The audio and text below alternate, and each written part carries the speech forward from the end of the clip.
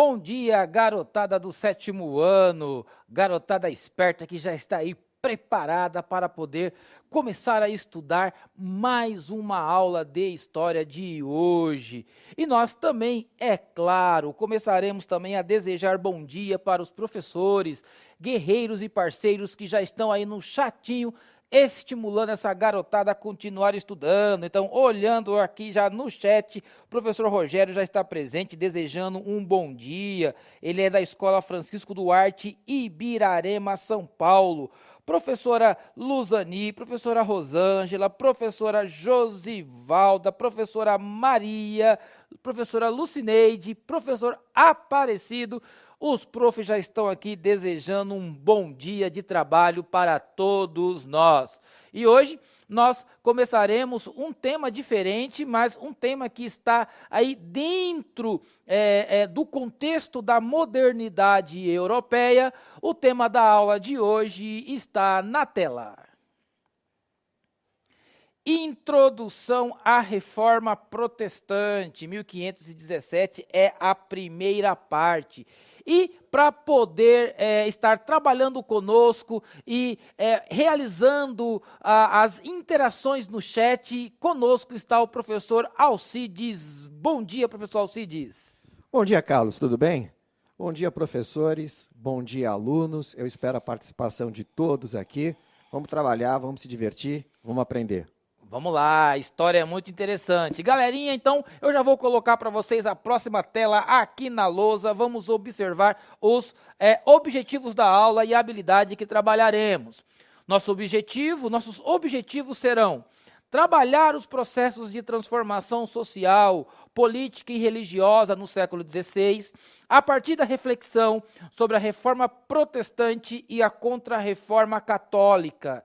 Identificar as características sociais e culturais do período histórico em questão e identificar e compreender os desdobramentos da reforma religiosa na colonização da América Latina. Então, nós trabalharemos esses objetivos durante algumas aulas.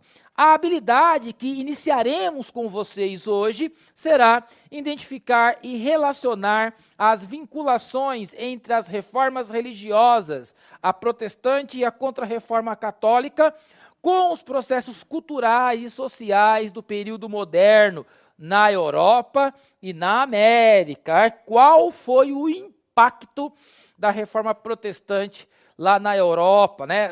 Para a América também.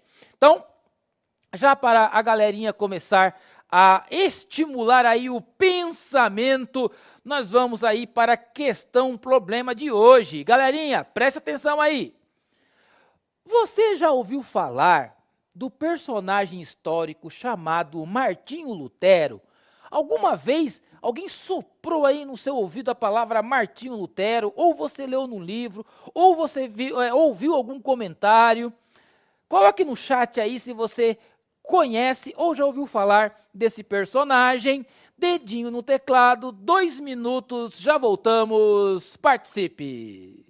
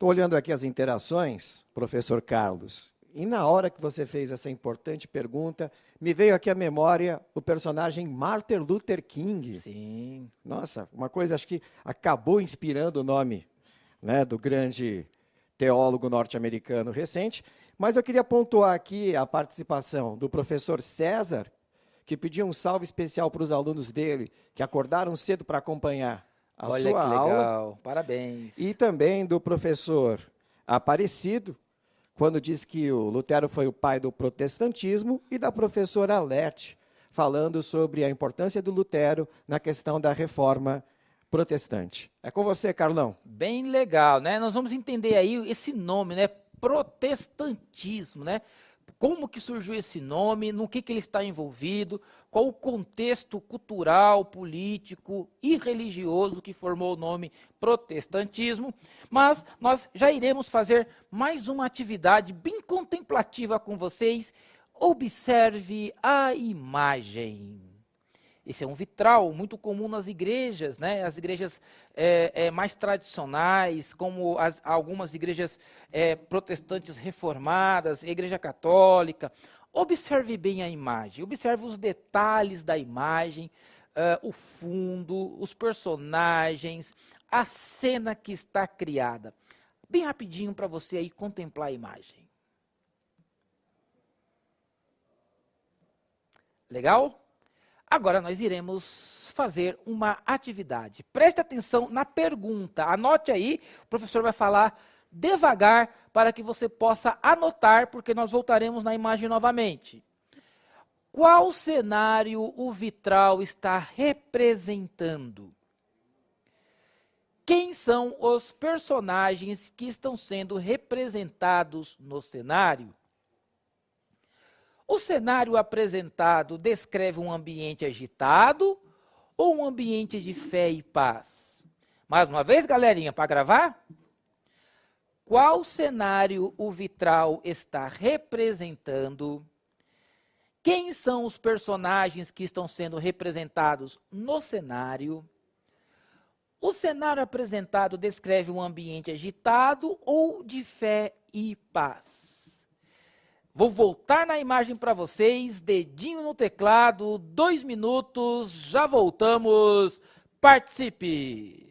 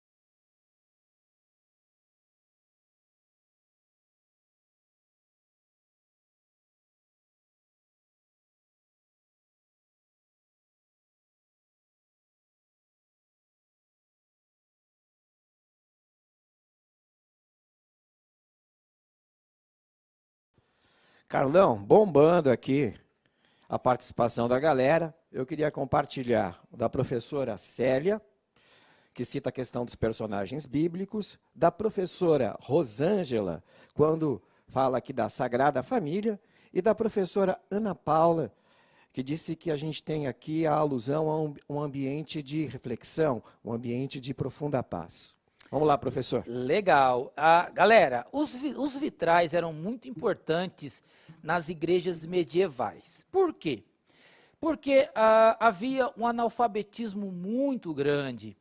Nessa época, as missas elas eram ministradas em latim, e a Bíblia também era escrita no latim. Então, as pessoas mais simples, as pessoas que não tinham acesso a uma excelente, a uma boa formação, onde pudesse se aprender o latim, o grego, a lógica, a matemática, como eram as disciplinas das universidades daquele período, eles não conseguiam compreender o que estava sendo ali ministrado na missa, o que estava escrito na Bíblia. Portanto, os vitrais eram muito importantes porque eles trazem ali a representação artística de cenários e personagens bíblicos. O vitral traz esse cenário bem mais religioso, voltado aí à questão da Bíblia, do nascimento de Jesus, do ambiente de paz e a harmonia, mas a reforma protestante, ela não teve nada de harmoniosa, na verdade gerou um conflito muito grande. Vamos então compreender como que ocorreu esse processo histórico que vai ser muito importante aí nas transformações dentro do contexto da modernidade europeia. Legal? Vamos para a lousa, vamos ler aqui, fazer a leitura, eu vou ler daqui, você vai ler daí.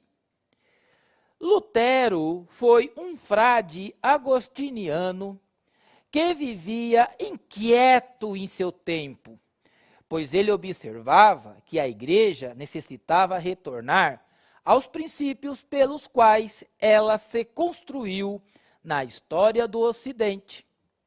Lutero propôs uma reforma na igreja e pregou suas 95 teses na porta da igreja de Westminster, na Alemanha, terra de Lutero. Isso aconteceu no ano de 1517. Os cardeais, o colégio cardinalício e o Papa não gostaram da atitude de Lutero, julgaram-no como herege e o excomungaram da igreja. Lutero traduziu a Bíblia do latim para o alemão, proporcionando ao cidadão comum a oportunidade de ler a Bíblia. Aqueles que se uniram a Martinho Lutero foram chamados de protestantes. Legal? Vamos voltar aqui para o prof começar a explicar. Lutero, ele foi assim um espírito inquieto do seu tempo. Professor, não entendi. Vou explicar novamente. Lutero, ele foi uma pessoa muito inquieta no seu tempo. Ele era um teólogo, doutor em teologia, dava aula na universidade, e as universidades daquela época, que possuía diversos cursos, também possuía o curso de teologia. A teologia é a formação acadêmica onde padres, pastores, sacerdotes das diversas religiões se formam para poder realizar bem o atendimento religioso e conduzir ali as pessoas àqueles princípios filosóficos, doutrinários, ligados à sua religião. E a época que Martinho Lutero estava lecionando era o período aí do quê? Do Renascimento cultural. Então, havia o quê? Uma forte presença humanística, racionalista, dá lugar à razão, à crítica. E aí Lutero, ao estudar os textos bíblicos, começou a entrar numa crise, porque ele observava que os textos, eles tinham uma interpretação, ele levava os textos para uma interpretação que entrava em choque com os dogmas tradicionais da igreja. Isso gerou, então, o começo da reforma, quando Martinho Lutero escreveu 95 teses e pregou aí na porta da igreja, da abadia de Westminster, lá na Alemanha. Isso foi considerado uma afronta, né? Questionar os princípios da igreja. Vamos então para a próxima tela e vamos conhecer um outro reformador muito importante chamado João Calvino. João Calvino foi um teólogo francês. Lutero era alemão, João Calvino foi um teólogo francês, que expandiu a reforma protestante por outros lugares da Europa. Calvino, ao sofrer perseguição em seu país, se refugiou na Suíça, que estava vivendo conflitos devido às pregações de um outro protestante chamado Ulrich Zwinglio, que questionava também o poder político vigente.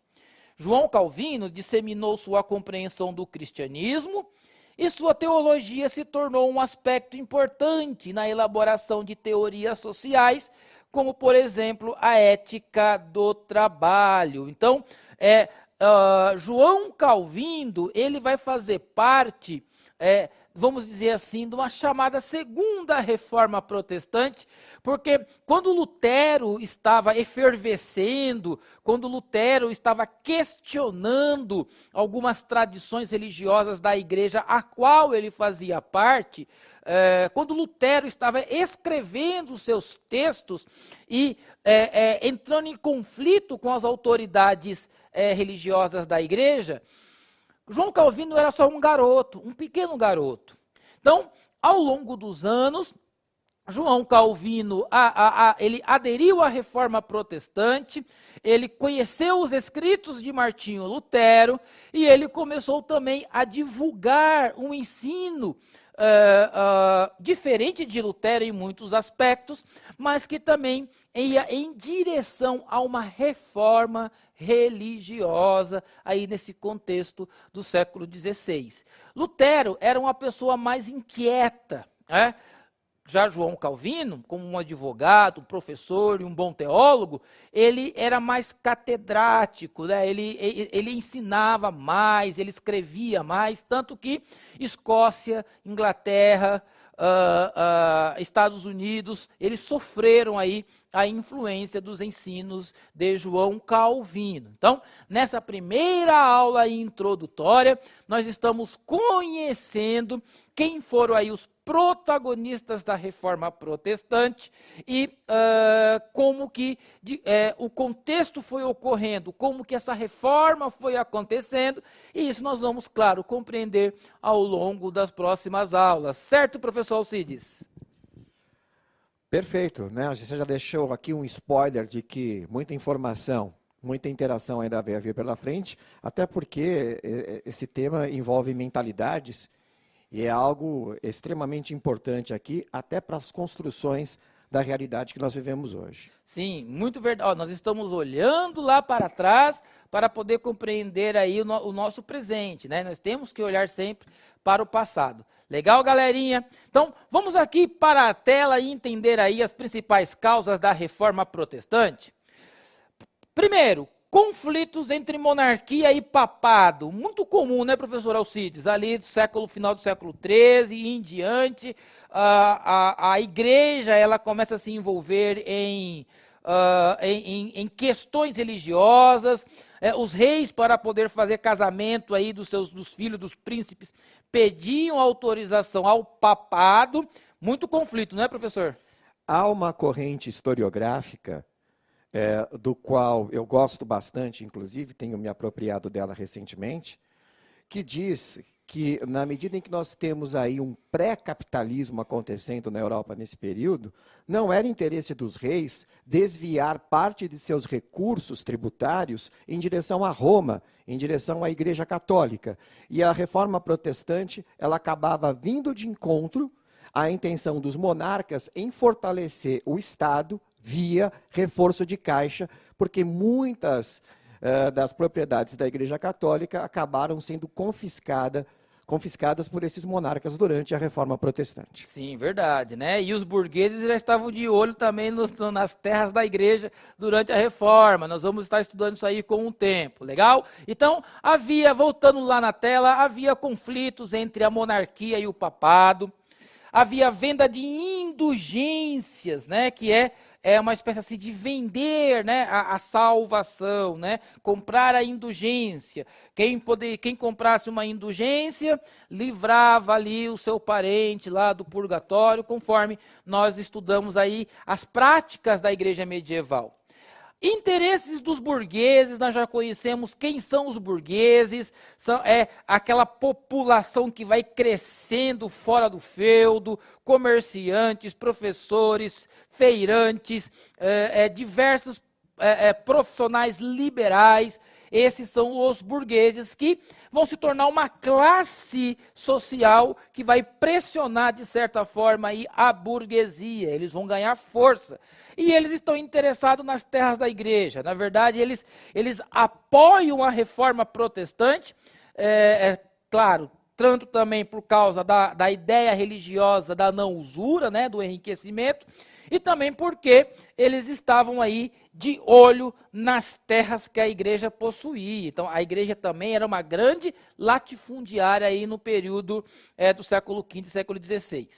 Uma outra causa é a corrupção do clero, né? É claro que a igreja possui a sua ordem, os seus princípios, a sua ética, mas havia uma corrupção no clero. E isso estava ficando muito evidente para a população, até mesmo a população mais leiga, né?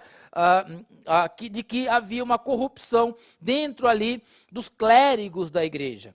A simonia ou vendas de cargos eclesiásticos, né? A formação eclesiástica é uma formação que parte do princípio do chamado, da vocação, dos estudos, para se alcançar ali as funções eclesiásticas na igreja. Mas nesse contexto histórico, estava havendo aí a venda de cargos da igreja por interesses. E a ética religiosa contra a prática da usura, do empréstimo, do enriquecimento, que isso não interessava em nada aos burgueses. Legal? Então, lá no vitral nós enxergamos esse ambiente de paz e tranquilidade, mas a reforma ela vai gerar conflitos, muitos conflitos, para poder haver essa transformação do processo histórico. Legal? Próxima tela, vamos fazer aqui uma leitura. Martinho Lutero, ele foi o primeiro a realizar uma tradução do texto manuscrito, né, do original grego. O Novo Testamento foi escrito em grego, né, no seu original. Martinho Lutero, como um bom doutor em teologia, conhecia o grego e ele traduziu o Novo Testamento para a língua alemã, sua língua natal.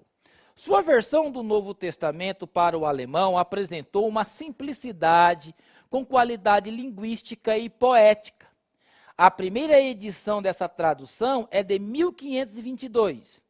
Lutero pontuou a necessidade de as pessoas conhecerem a Bíblia a partir de sua própria leitura e interpretação. Além da importância da tradução, a imprensa, invenção de Johannes Geisfleisch, conhecido como Johannes Gutenberg, foi fundamental para a propagação e popularização da leitura e de novas interpretações da Bíblia. Legal, galera? Então, foi muito importante aí a ação de Lutero ao traduzir a Bíblia para a língua alemã. Nossa aula está no fim, nós temos aqui algumas atividades que nós colocaremos no sistema de tarefa, vocês também já podem ir tirando o print da tela, para poder vocês, aí junto com os seus professores, responderem aí essa questão. Há também uma outra questão também muito importante aqui, acerca da necessidade, né, como que Lutero entendeu, como que as pessoas deveriam ler e interpretar a Bíblia. Muito interessante também. Realizam as atividades. A atividade complementar é uma animação sobre a reforma protestante. Assista à animação e coloque as suas informações, organize no seu caderno, muito importante. E um recadinho aí, galera, na tela, para nós finalizarmos a aula. A Lei 17.157 de 2019 trabalha aí a questão da discriminação religiosa. Então, é muito importante nós termos aí o respeito com todas as religiões. elas fazem parte do crescimento e desenvolvimento humano e nós precisamos respeitar todas as religiões. Nossa aula está no fim, nós vamos nos se despedir, não é verdade, professor Alcides?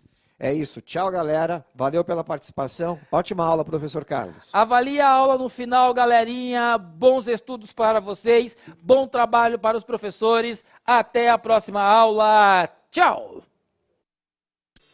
Para garantir a segurança